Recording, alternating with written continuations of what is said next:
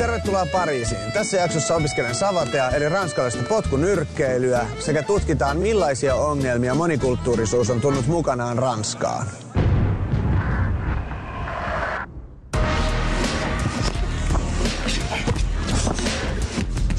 Savate on alun perin 1700-luvun lopulla Ranskassa syntynyt potkunyrkkeilulaji. Siinä yhdistyvät perinteisen brittiläisen nyrkkeilyn lyönnit ja useat ainutlaatuiset potkutekniikat.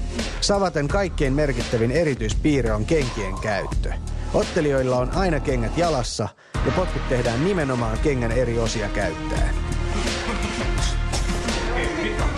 Urheilusavaten rinnalla kulkee myös katukäyttöön tarkoitettuja itsepuolustusmuotoja sekä useita aseellisia tyylisuuntia. Vietän seuraavat 10 päivää Ranskan kansallisessa Savate-akatemiassa, jossa minua kouluttaa savaten maailmanmestari Jérôme Huon. Viimeisenä päivänä ottelen savaten Euroopan mestaria vastaan.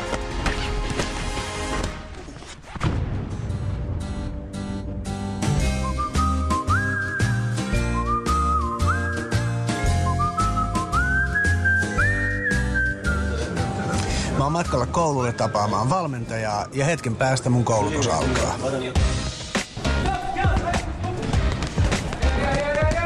Ranskan kansallisessa Savate-akatemiassa treenaa joka päivä useita maailman parhaimmista Savate-kamppailijoista. Akatemian päävalmentaja on 32-vuotias Jérôme Huon. Hän on entinen Ranskan mestari, Euroopan mestari sekä maailman mestari. Okei, top! Allez, on monte le cœur. 1, 2. Every techniques that you can use in English boxing, you can use it in Savate also. But about kicking, it's different. We just are right to kick with the different part of the shoes. This part of the shoes, there also, and this part, especially in the liver, you know, it's very efficient. Ranskan kansallisen Savate-akatemian ottelijoista suurin osa on köyhistä siirtolaisperheistä, ja useimmat kamppailijat ovat uskonnoltaan muslimeja. Ranskassa on noin 65 miljoonaa ihmistä, muslimien määräksi arvioidaan noin 5 miljoonaa. He asuvat useimmiten omilla siirtolaisten asuinalueilla, jotka ovat slummiutuneet vuosikymmenten aikana. Seuraavaksi haastatellaan Ranskan näkyvimmän nationalistisen ryhmän johtajan. Fabrice Robert on ranskalainen poliitikko, joka on ottanut päämääräkseen Ranskan siirtolais- ja muslimiongelman poistamisen. On a trop voulu faire venir des immigrés en France et aujourd'hui pour moi l'assimilation est un échec. Et aujourd'hui nos élites font la promotion à la fois de l'immigration et du métissage. Aujourd'hui en tant qu'Européens, en tant que Français, on peut disparaître aujourd'hui avec le métissage, avec cette submersion migratoire qui nous assaillit aujourd'hui. Robert hyväksyy kuitenkin muualta Euroopasta Ranskaan tulevan siirtolaisuuden, koska eurooppalaisilla on samankaltainen kulttuuri ja perinteet. Nos gouvernants veulent tenter d'intégrer des populations d'origine extra-européenne. Or là, il y a un tel choc, un tel fossé entre la civilisation européenne et la civilisation africaine, que là, il y a impossibilité d'assimiler ces populations. Je veux rester moi-même et je veux aussi que les autres peuples restent eux-mêmes. Et j'ai l'impression qu'aujourd'hui, plus les sociétés sont multiculturelles, plus elles deviennent multiracistes. Donc notre slogan chez Identitaire, c'est 100% identité, 0% racisme.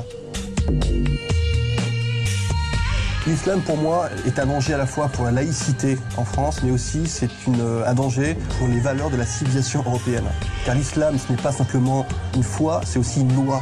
Et pour l'avertir qu'aujourd'hui, des militants intégristes tentent d'imposer la charia en France. Robert ja hänen ryhmittymänsä käyttävät paljon räväköitä taktiikoita kiinnittääkseen ranskalaisten huomion islamin tuomiin kulttuurikonflikteihin. Et donc on le fait à travers différents modes d'action, parfois en utilisant un peu l'humour. Par exemple, récemment nous avons diffusé dans un quartier bordelais, il y a un projet de mosquée. Et donc nous avons diffusé avec une voiture et des enceintes l'appel du muezzin dans les rues à 6h du matin pour réveiller la population. Et donc les habitants du quartier ont commencé à ouvrir leurs volets pour se demander ce qui se passait. L'idée c'est quoi? C'est de leur montrer ce que sera leur quotidien une fois qu'une mosquée sera construite dans leur quartier. Au début, les gouvernants avaient prévu d'assimiler ces populations. Or, maintenant, il se passe l'inverse. C'est nous qui devons nous intégrer à ces populations.